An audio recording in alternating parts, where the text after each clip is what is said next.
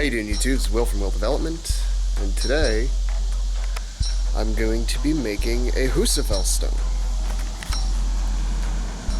This is one of those things, much like many strongman classics, originated in Scotland, I believe.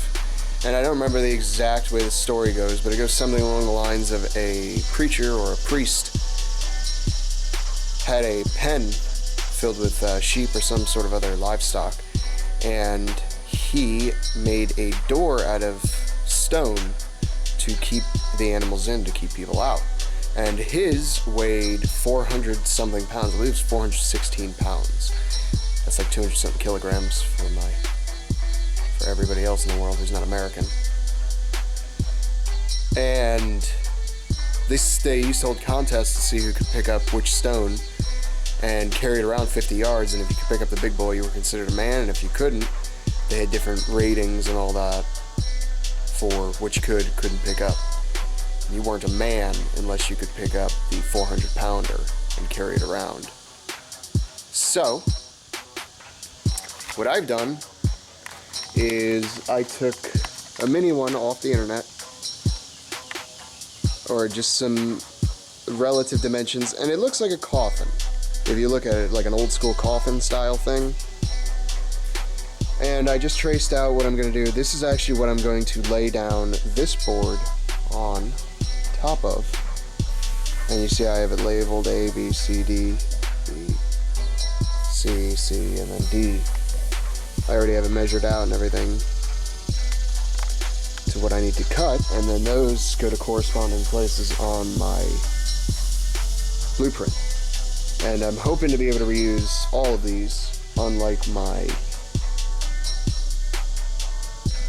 Atlas stone mold, which once used, it is completely useless, because you have to destroy the whole thing in order to get the stone out of there. So I'm going to cut up these pieces, and what I'm planning on doing is connecting all the different pieces together with some little things here. I'll show you what I'm using. I'm just using some little corner braces.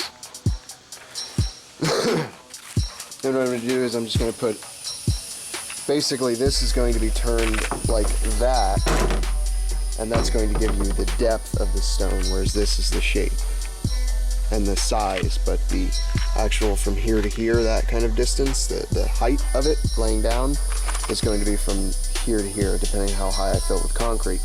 And I know what you're thinking, if I just put these together, cut these at 90-degree angles, it won't fit together right. Well, if you've ever seen a Husafell stone, the sides are actually kind of rounded.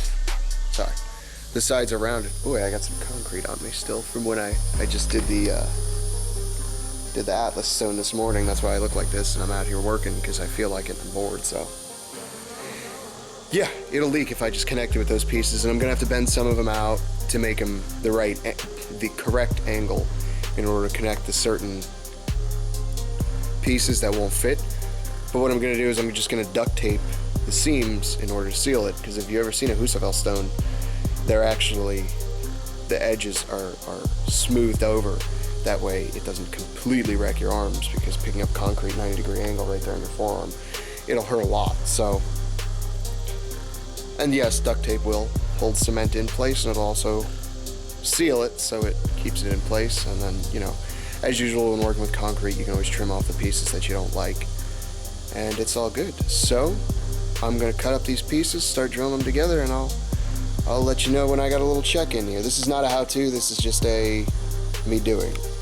I have finally decided I am not calling my Atlas stone a how-to. That's just Will makes an Atlas stone, because personally, or honestly, it's my first attempt, so it's probably not going to turn out the greatest, but we'll see how it turns out, and we'll see how this turns out too. So I'll be back when I have put a couple of them together and show you a little update. Alright guys, check it out. Got the wood all cut up, got it all standing out here. Just need to put it all together now. Pretty neat. Trying to figure out how I'm gonna do that now. Yeah, how about that, huh? Not too bad.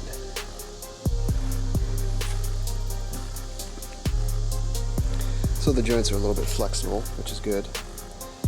And I actually just had a thought while I was putting these last ones in. How the fuck would I get it out of the mold?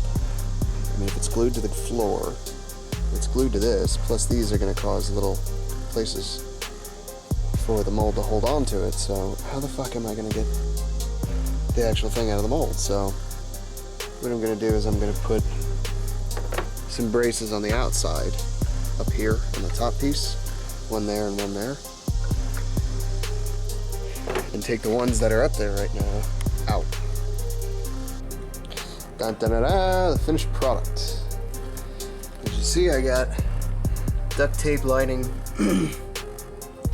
the bottom and a little bit up the side, and that's going to give it a nice little edge on the bottom design there, like most of them have. It doesn't look straight, but that's just because of the concrete. That angle and that angle are actually pretty damn close. So it's that angle and that angle and that one and that one. That one's actually a little more wide, but that's kind of the point of these stones, is that they're not supposed to be too straight. It's supposed to be awkward carry. So I'm going to finish off the bag of cement that I have that I didn't use for that puppy, which is should be about 60 pounds with concrete, plus the 20 pounds of sand I have left, and probably another 30 pounds of Portland cement. So it should be about 100-something pounds when I'm done with it, and it'll support me pretty good here in the middle. Only thing I'm worried about is these edges here and here, because as you see, I got it propped up on 2x4s, and you may be wondering why I did that. That's so I can pick it up on each side and shake it when it's got the concrete in it. That way I don't have to hit the sides here. And the nice thing about this particular mold is everything here is going to be reusable except for the duct tape and the plastic sheeting. I'm going to have to take off the duct tape and plastic sheeting with every run, because the plastic sheeting will tear when I take the duct tape off. But that's no big deal at all. Alright, today we've got the big reveal. It's been a week since I put the Husafell Stone in its mold, and it's been curing for a week, and it feels cold to the touch now, which means the chemical reaction is over. And I'm going to pop her out, attempt to pick it up, which I'll film that too, and then I'm going to take it to work and maybe clean it up a little bit and definitely weigh it, and I will let everybody know how much she weighs when it's over.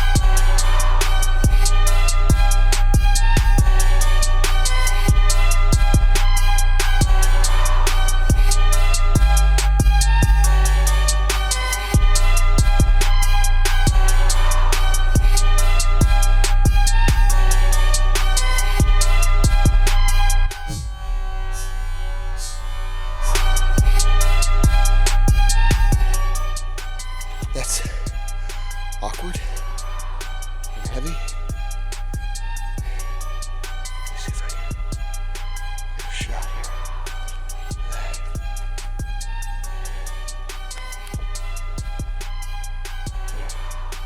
Tore up my arms pretty good too. But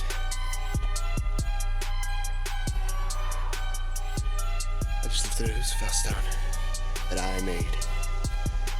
What's your excuse?